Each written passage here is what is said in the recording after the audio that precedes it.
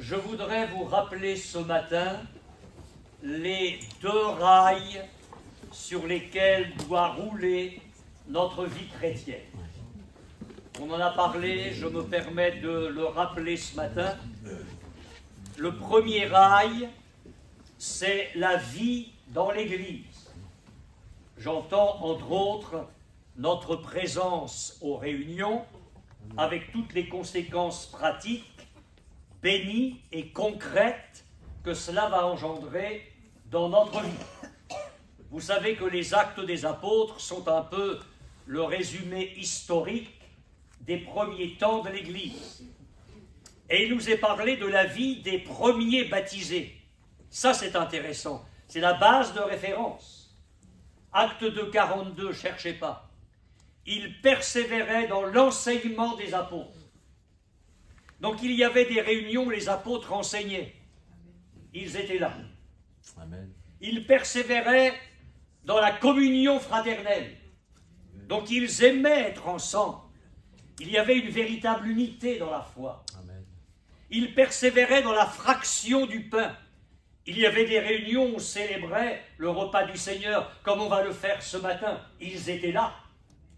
Ils persévéraient.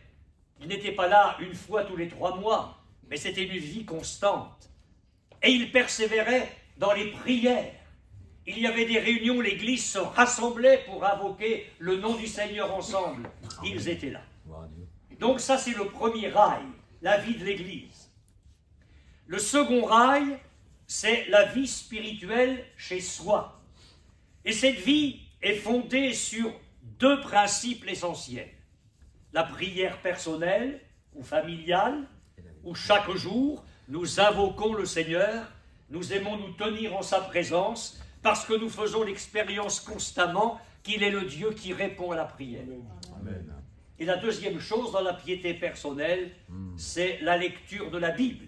Amen. Pourquoi lire ce livre? Pourquoi lire ma Bible? Dans un des cultes précédents, je vous ai rappelé ce que l'Écriture dit d'elle-même.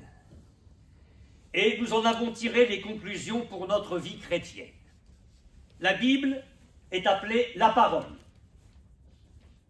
Elle est appelée la parole de Dieu, la bonne nouvelle, la parole de la grâce, la parole de la réconciliation, la parole du salut, la parole de la foi. C'est ce que nous pourrions appeler son identité. Et ce matin, j'ai eu à cœur de revenir sur ce sujet et de vous dire, lisez votre Bible. Et c'est le titre qui va apparaître sur le site. Pauvres chrétiens qui ne lisent pas leur Bible. J'aimerais ce matin vous parler de la parole de Dieu dans sa nature. On a parlé de son identité, mais de sa nature. Et nous allons lire dans la première épître de Pierre, au chapitre 2, verset 1er. Première épître de Pierre, chapitre 2, verset 1er.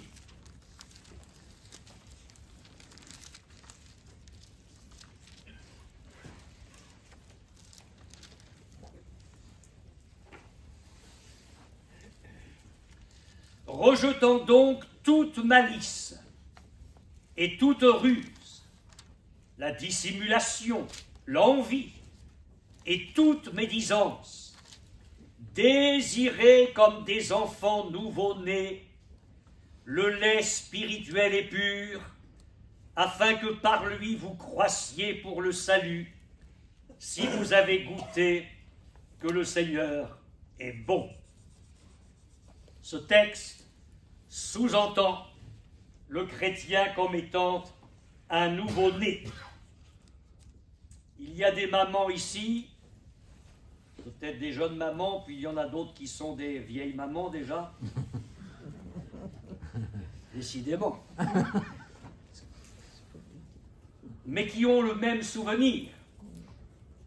C'est la marque même de la vie du nourrisson que de désirer le lait. c'est un désir, c'est une nécessité, c'est un instinct. Le nourrisson n'a pas besoin d'aller dans une école pour qu'on lui apprenne à vouloir téter. Il n'a pas besoin de passer un examen après des années d'enseignement pour lui dire « il faut que tu tètes le sein ou que tu boives le biberon, il faut que tu absorbes le lait pour vivre ». Jamais, jamais de la vie. C'est un instinct. Eh bien, de la même manière, je dis que la marque de quelqu'un qui est né de nouveau, qui est authentiquement converti au Seigneur, qui s'est repenti, qui a donné sa vie au Seigneur, on n'a pas besoin d'un pasteur qui le prenne par la main et lui dire « Allez, lis ta Bible ». C'est un instinct. Il en sent le besoin, comme le bébé qui va se jeter sur le biberon ou sur le sein de la mère. Et vous avez le souvenir que quand le bébé avait faim la nuit, eh bien vous dormiez moins, parce qu'il vous faisait savoir qu'il avait besoin de lait. Il le fait savoir à corps et à cri. Alors, même si ici, le mot lait a un sens général, dans ce texte de l'apôtre Pierre, il ne faut pas prendre le mot lait dans le même sens que chez l'apôtre Paul dans l'épître aux Corinthiens, par exemple, où il dit que le lait, c'est pour les chrétiens qui ont oublié de grandir avec le Seigneur, et Paul regrettait de devoir leur donner du lait plutôt qu'une nourriture solide. Ici, le sens est différent. L'apôtre en parle d'une manière générale, comme de la nourriture qui va nous amener à croître. Il ne s'adresse pas forcément à des chrétiens convertis depuis 15 jours, mais il prend une image. Et il dit, mais désirez, comme le désireraient des enfants nouveau-nés, le lait spirituel est pur. Pur, parce que ce lait n'est pas fraudé. Alors si je dis cela, qu'il faut prendre le mot lait ici dans son sens général, j'aimerais quand même donner un encouragement pour les nouveau-nés, ceux qui sont convertis depuis peu et ceux qui sont en train de sortir du sein maternel. Il y a des choses difficiles dans la Bible. Ne commencez pas à lire votre Bible par le Lévitique, je vous en supplie. C'est certainement l'un des textes, des livres les plus difficiles de la Bible, avec le Cantique des Cantiques qui est le sommet, mais qui est extrêmement difficile. Lisez les évangiles, lisez les portions de Nouveau Testament qui sont à votre portée. J'aimerais vous dire qu'il y a tellement de choses simples dans votre Bible. Alors, les choses simples, lisez-les, relisez-les, méditez-les, croyez-les, vivez-les. Et puis vous allez vous rendre compte qu'au fur et à mesure, eh bien vous allez de mieux en mieux comprendre la parole de Dieu. Moi, il y a des choses que je commence à comprendre maintenant. Ça va vous encourager. Hein. Je lis ma Bible depuis plus d'un demi-siècle. Mais on y découvre toujours des choses nouvelles, parce que c'est le livre de Dieu. Alléluia. Ce que je voudrais que chacun comprenne, mais je sais que vous le savez, c'est que si vous lisez régulièrement votre Bible, vous allez croître. Oui. La maman, elle donne soit le biberon, soit elle permet au bébé de téter le sein. Elle ne va pas tirer sur le bébé tous les jours pour qu'il grandisse. Qu'est-ce qui se passe? Un principe de vie. Et ce principe de vie, Pierre l'expose ici, inspiré par le Saint-Esprit, à la fin du verset 2, afin que par lui, le lait, par lui, vous croissiez pour le salut, Ça ne veut pas dire que quand on est un nouveau-né spirituel, on n'est pas sauvé. Bien sûr qu'on l'est. Mais qu'est-ce que ça veut dire qu'on croit pour le salut? Ça veut dire que de plus en plus, on marche dans le plan de Dieu, dans la réalisation du plan de Dieu pour notre vie. Je suis sauvé, mais à partir de ce bébé qui vient de naître, Dieu entend en faire un homme fait, un adulte. Et c'est la parole de Dieu qui, entre autres, va nous aider à croître. Je vous ai parlé dans une de nos réunions précédentes de la transcription parole vivante. Vous savez que ce n'est pas seulement une traduction, mais on va dire que c'est une traduction élaborée. C'est une transcription. Voilà ce que la parole vivante dit de ce verset que nous avons lu. Les nouveau-nés réclament leur lait à corps et à cri. Vous aussi, vous êtes des enfants nouvellement nés à la vie d'en haut. Recherchez donc avidement le lait spirituel de la parole afin qu'il vous fasse grandir dans la vie nouvelle. Amen. Amen. Voilà pour nous ce matin le chrétien nouveau-né.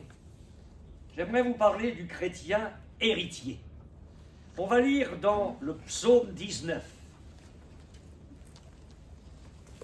Le psaume 19. Pour vous aider à trouver, c'est juste après le 18. Le psaume 19, verset 10.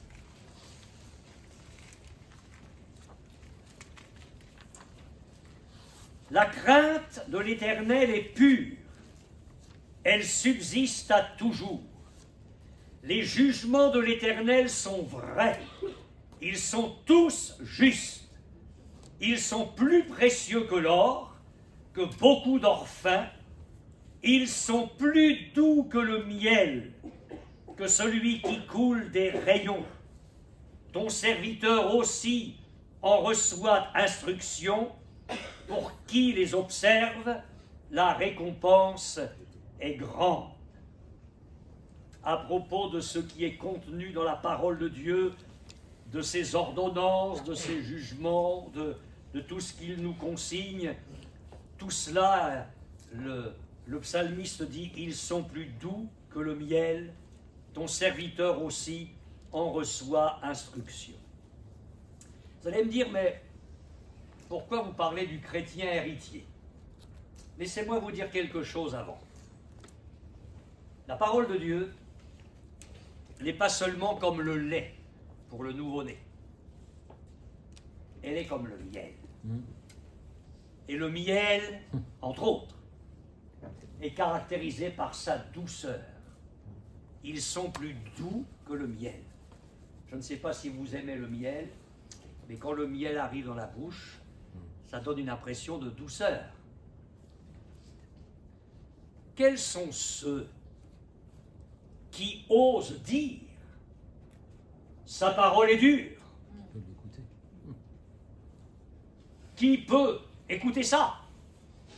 Et à partir de ce moment-là, Jésus a eu des rétrogrades. Plusieurs l'ont abandonné et n'ont plus voulu venir avec lui. Et Jésus n'a pas fait de dépression nerveuse. Il n'a pas dit, mais oh là là, tous les gens au moins dans l'église, comment les offrandes vont rentrer? Comment on va faire? Ben, on va rabaisser le niveau. On va en demander moins aux gens pour les garder. Puisqu'ils se froissent quand toute ma parole est prêchée, on va leur en demander moins, comme ça, ils seront plus à l'aise. Il s'est tourné vers les 12 et il leur a dit, est-ce que vous ne voulez pas vous en aller aussi? Et il y en a un. Lui, il n'est pas le dernier à réagir, hein, en bien ou en mal. C'est la Ferrari dans l'évangile, celui-là. Il y en a un qui comprenait que la parole de Dieu, c'était du miel. Et il a dit à Jésus, mais à quel autre irions-nous qu'à toi? Tu as les paroles de la vie éternelle. Alléluia. Gloire à Dieu. Gloire à Dieu. Ouais. Amen. Ils sont plus doux que le miel, que celui qui coule des rayons. Mais pourquoi est-ce que je dis que quand on aborde ce thème-là, on aborde la réalité du chrétien héritier? les chrétiens qui sont ici ce matin et qui connaissent leur Bible savent que l'Éternel désigne souvent dans l'Ancien Testament la terre promise aux enfants d'Israël en ces termes-là, le pays où coule le lait et le miel. Quand l'Éternel est apparu à Moïse dans le buisson ardent, il lui a signifié sa vocation. Il fallait qu'il retourne en Égypte, et sa vocation était de libérer le peuple de l'esclavage de l'Égypte pour le conduire là où Dieu voulait. Et voilà ce que l'Éternel dit à Moïse: je suis descendu pour le délivrer, il parlait de son peuple, les enfants d'Israël, pour le délivrer de la main des Égyptiens et pour le faire monter de ce pays dans un bon et vaste pays, dans un pays où coule le lait et le miel. Et il y a de très nombreux textes dans l'Ancien Testament où il est parlé de la terre d'Israël comme une terre où coule le lait et le miel. Vous retenez bien cela pour l'instant. La terre d'Israël, c'est une terre où coule le lait et le miel. Et on est là dans des choses concrètes. Le lait, le miel, ce sont des choses palpables, concrètes. Et voilà que le Saint-Esprit me dit, pour mon âme, et là on n'est plus dans les choses qu'on peut toucher, on est dans le domaine spirituel, que la parole de Dieu, c'est du lait, que la parole de Dieu, c'est du miel. Qu'est-ce que ça veut dire? Alors je vais le dire le plus simplement possible, et j'aimerais tellement que vous le compreniez. C'est que la parole de Dieu est imprégnée de la nature même de la terre d'héritage. Elle est imprégnée du caractère de la terre d'héritage. Dieu a promis à son peuple un pays où coule le lait et le miel, et Dieu donne à son peuple une parole semblable au lait et au miel. Je vais vous prendre un exemple. L'amour, c'est pas concret. Ce qui est concret, ce sont les manifestations de l'amour. Vous aimez votre enfant, vous lui faites une belle bise. Ça, c'est concret. C'est la manifestation de l'amour. Mais l'amour même, c'est un sentiment. Si je vous demande la couleur de l'amour, si je vous demande l'odeur de l'amour, la forme de l'amour, mais si je vous demande la couleur du lait, vous savez. Si je vous demande comment le lait est constitué, vous me direz c'est du liquide. Si je vous demande la couleur du miel, vous savez. Bon. Donc l'amour, c'est pas palpable. Maintenant, je reçois une lettre d'amour. Quand j'étais fiancé avec ma fiancée, et que je me trouvais en Allemagne, on s'écrivait tous les jours. Là, la lettre, c'est du palpable. Et derrière ce qui était écrit, il y avait imprégné les sentiments de celle qui m'écrivait. Dieu me laisse une parole, la Bible, et il me dit c'est du lait, c'est du miel. Et si tu laisses le Saint-Esprit faire son travail dans ta vie au moyen de cette parole, elle va t'apporter la nature de ton héritage. Alors, Canaan n'est pas l'image du ciel. Mais ce que je sais, c'est que la parole de Dieu que je tiens dans mes mains véhicule la nature du ciel. Oui. Alléluia. Quand je suis au contact de ma Bible, je suis au contact d'un message qui est imprégné de la nature même du ciel, l'héritage vers lequel je m'en vais. Amen. Alors suivons Jésus. Alléluia. Sur ses traces dans les jours de sa chair. Jésus n'est pas venu apporter les paroles de ce misérable monde. Il a dit, celui qui est de la terre est de la terre, et il parle comme étant de la terre. Celui qui vient du ciel est au-dessus de tout. Jésus n'a pas cessé de déclarer que ces paroles sont les paroles de Dieu le Père. Dès le début de l'Évangile, Jean 3, 34, celui que Dieu a envoyé parle les paroles de Dieu, parce que Dieu ne lui donne pas l'esprit avec mesure.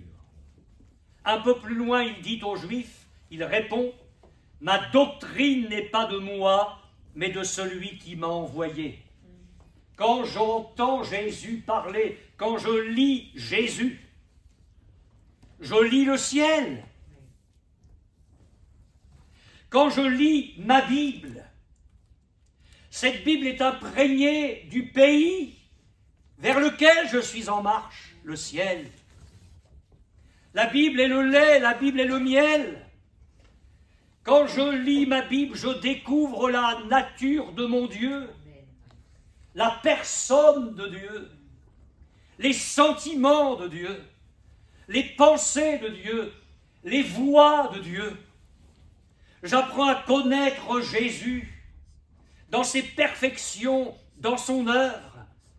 J'apprends à connaître le Saint-Esprit, son ministère glorieux, toutes les richesses qu'il peut apporter à ma vie.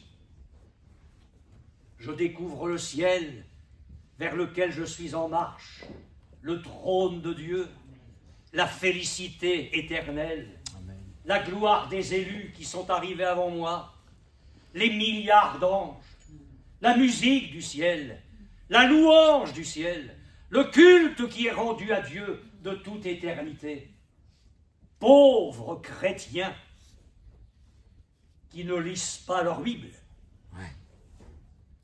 Ce sont des chrétiens qui se déshéritent eux-mêmes, parce que la Bible apporte à mon cœur la nature même du pays de la gloire. C'est le lait et le miel qui viennent de Dieu. Et puis, je voudrais vous parler du chrétien fortifié. On va lire dans Matthieu au chapitre 4, verset 1er. Matthieu, chapitre 4, verset 1er. Je ne doute pas que les chrétiens connaissent ces textes par cœur. Alors, Jésus fut emmené par l'Esprit, par le Saint-Esprit, dans le désert, pour être tenté par le diable.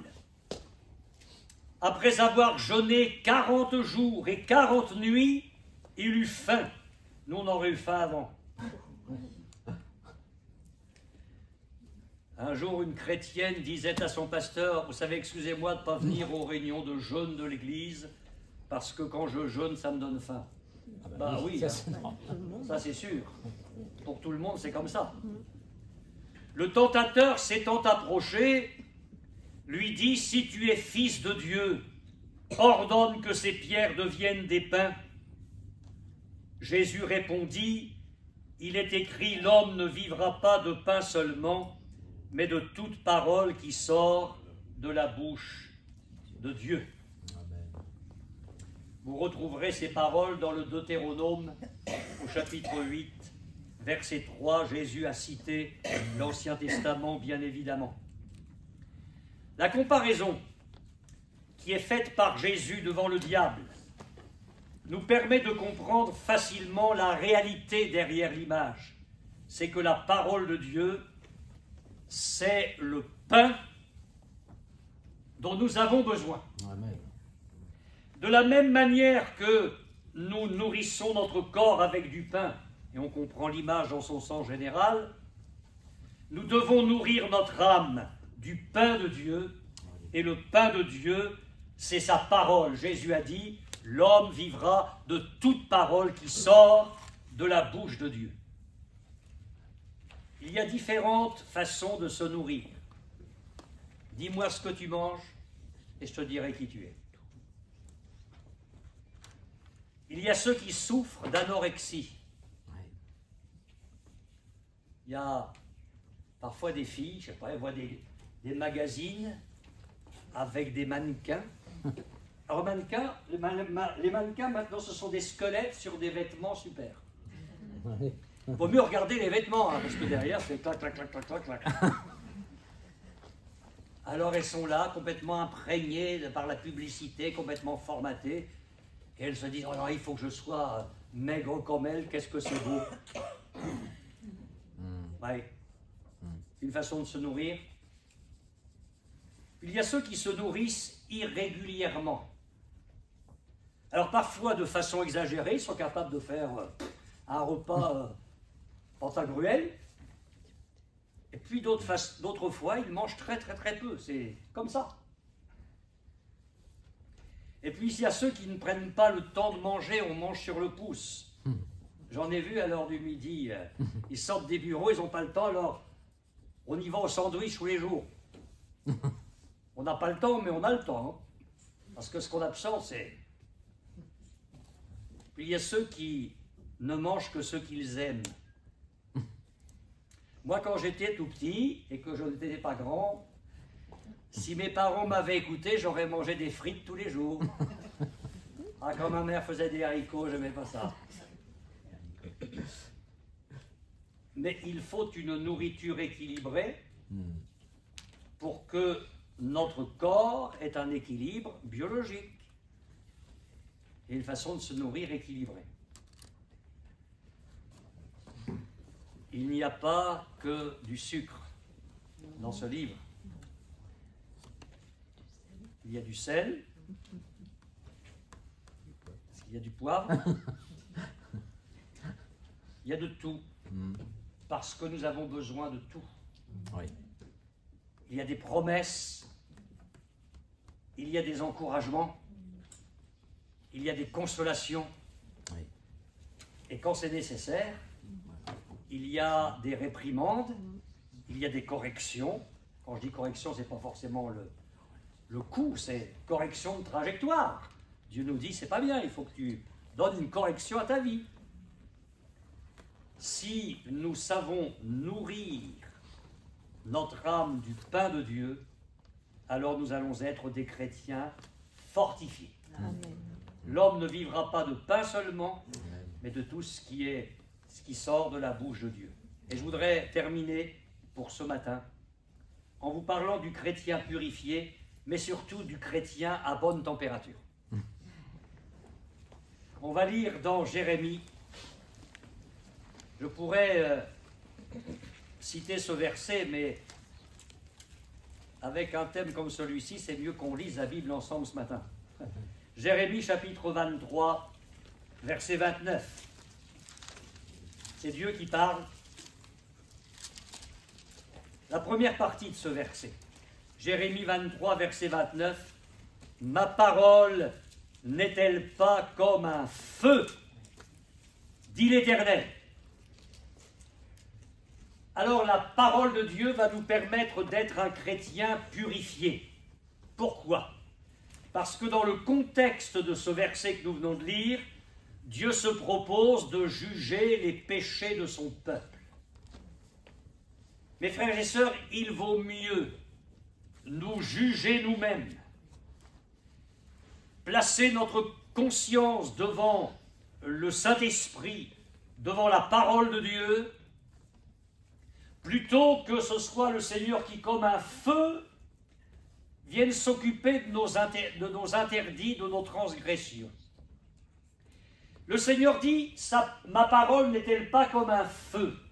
Cela veut dire que si j'ai un contact honnête, régulier, aimant vers la parole de Dieu, il y a des textes qui vont révéler le caractère du Seigneur et par conséquent qui vont me mettre en décalage par rapport à ce que Dieu est et ce que Dieu veut. C'est très simple. Il suffit dans ces moments-là de laisser ce feu divin brûler ce qui est mauvais en nous. Qu'est-ce que je veux dire par là? Mon exemple va être stupide. Mais prenons l'exemple d'un chrétien, entre guillemets, qui n'est pas délivré du mensonge et qui ment comme il respire. Bon, c'est un drôle de chrétien, mais c'est un chrétien drôle. Je prends cet exemple. il lit en s'approchant du feu, tu ne diras pas de faux témoignages. Il prend conscience de cette mauvaise habitude qu'il a de mentir. S'il laisse le feu de Dieu faire son travail, il va se dire, ce n'est plus possible que je mente.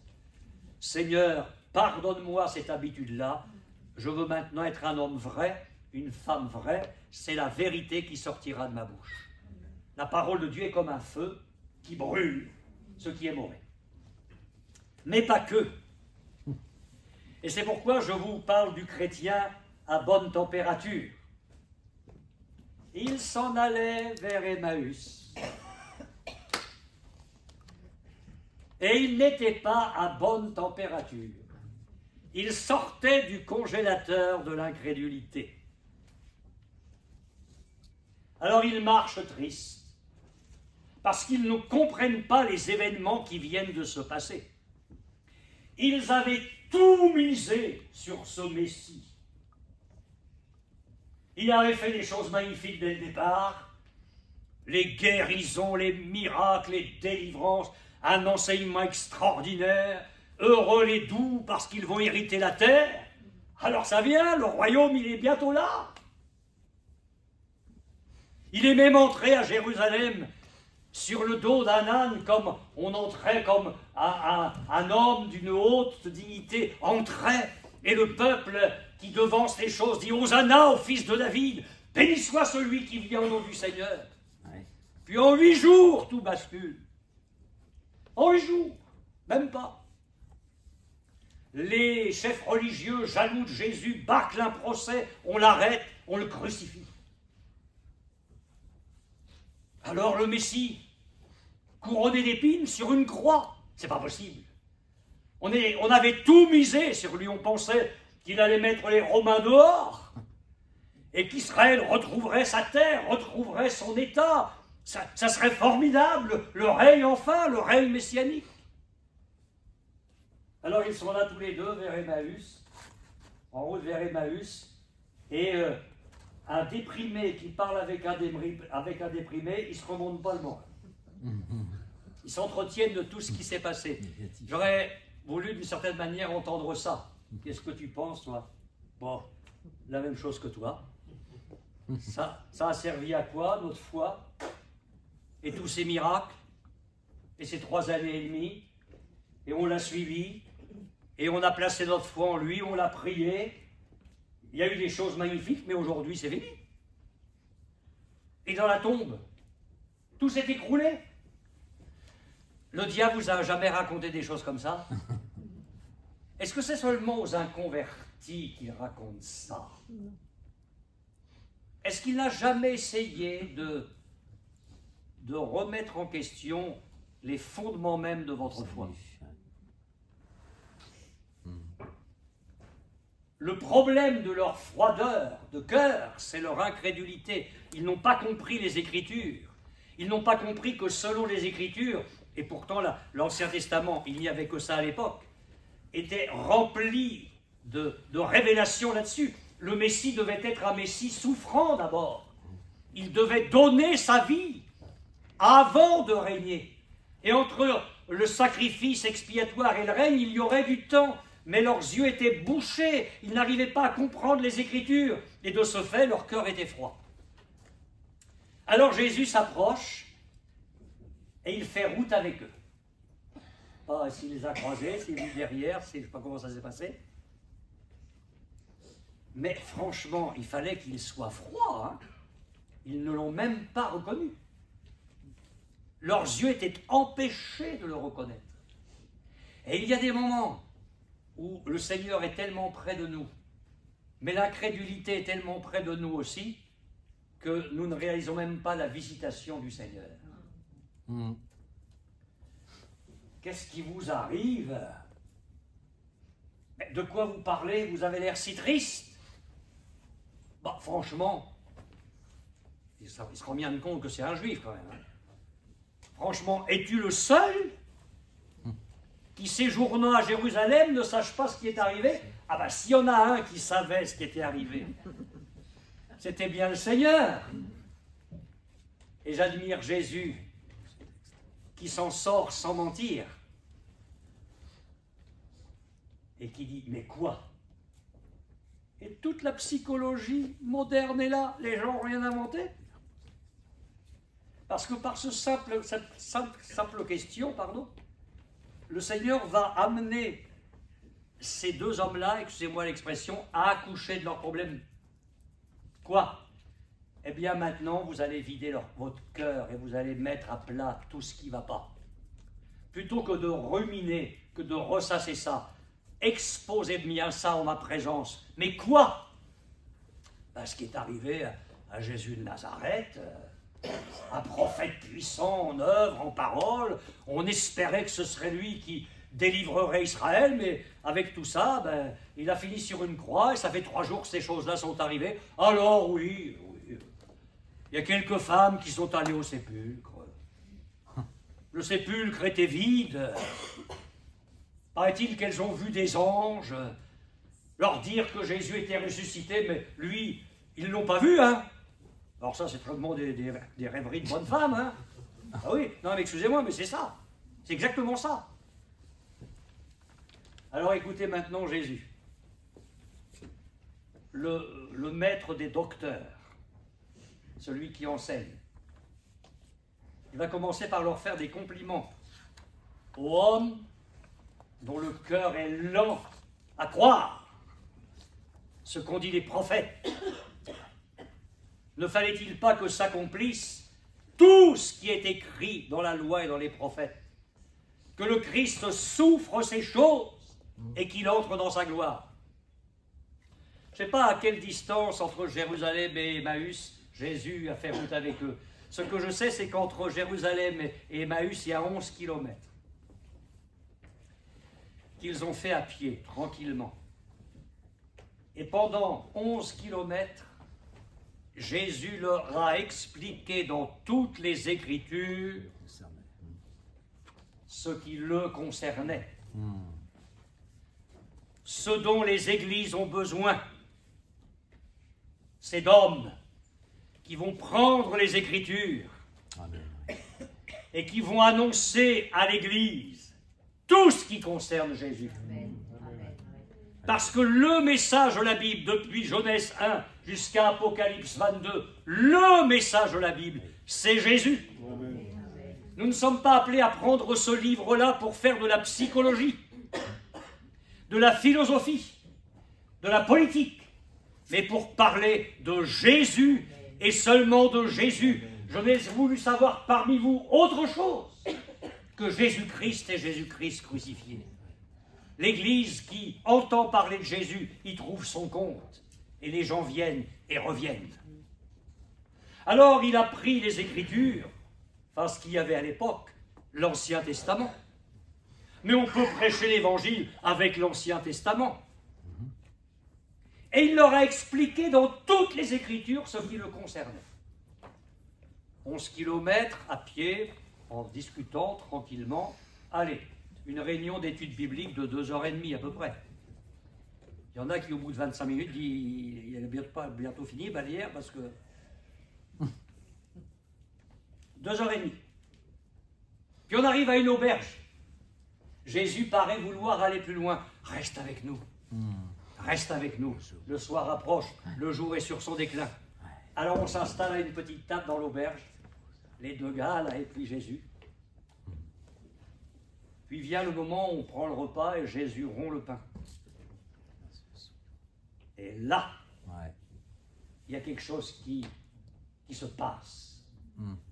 C'est pas seulement le pain qui est rompu, c'est la dureté de leur cœur. Quelque chose est en train de s'ouvrir. Leurs yeux s'ouvrent, ils reconnaissent Jésus, enfin. Et il disparaît. Parce qu'ils n'ont plus besoin de vivre avec des apparitions. Ils ont besoin de la foi, c'est tout. C'est curieux ce qui se passe alors. Ils se disent, mais oui, c'est le Seigneur. Le chrétien à bonne température, pourquoi? Notre cœur ne brûlait-il pas au-dedans de nous lorsqu'il nous expliquait les Écritures? Tu veux un cœur bouillant. Ouais. Tu veux un cœur qui brûle. Vis près de ta Bible. Ma parole n'est-elle pas comme un feu? Elle va réchauffer ton cœur. Elle va triompher de tes doutes, de tes raisonnements, de tes analyses, de tes hésitations, de ta timidité. Elle va triompher de tout. Elle va te réchauffer jusqu'à ce que tu aies un cœur brûlant. Alors quand le cœur brûle, c'est curieux. Il quitte la table et il refonce kilomètres dans l'autre sens. Ils disent pas bon, on ira à la réunion la semaine prochaine. Vous avez remarqué comme quand le feu brûle, il n'y a rien qui coûte. La réunion n'est pas trop loin, c'est pas trop tard, ils sont pas trop fatigués. Enfin, ils venaient de faire 11 kilomètres à pied. Mais le feu brûle. Amen. Alors ils refont 11 kilomètres, probablement de nuit. Hein. Et là, ils trouvent les frères. Vous savez pas, ils arrivent tout fiers. Hein. On a vu le Seigneur. Bah, nous aussi. Hein. Nous aussi, il nous a visités. Parce que là où 2 ou 3 sont assemblés en son nom, il est au milieu d'eux. Et même quand ils sont assemblés, qu'ils ne sont pas en forme, Jésus vient les chercher. Alors il s'est occupé des 2 sur le chemin d'Emmaüs, mais il s'est occupé de ceux qui étaient à Jérusalem et qui n'étaient pas dans le meilleur état. Et ensemble, ils vont vivre une véritable communion fraternelle au sein de laquelle Jésus va encore apparaître. Magnifique Seigneur. Alléluia. Et magnifique Église. Amen. Qui se réchauffe Gloire à Dieu. au contact de la parole de Dieu. Amen. Amen. Du lait pour le chrétien nouveau-né. Du miel pour avoir le goût du pays. Un feu capable de réchauffer notre cœur. Et puis entre deux, du pain pour être fortifié et rendu capable d'avancer avec le Seigneur. Aimons notre Bible. Et demandons, Seigneur, Seigneur, aide-moi à aimer ta parole. Aide-moi à la lire. Pas seulement quand j'en ai envie, parce que le diable vous donnera jamais envie de la lire. Ouais. Jamais. La lecture de la Bible, c'est un combat. Parce qu'on a un adversaire qui ne tient pas à ce qu'on la lise. Mais la bénédiction de Dieu sur votre vie, sur votre foyer est là. Aimons la parole du Seigneur. Alléluia. Amen. Amen. On va prier ensemble.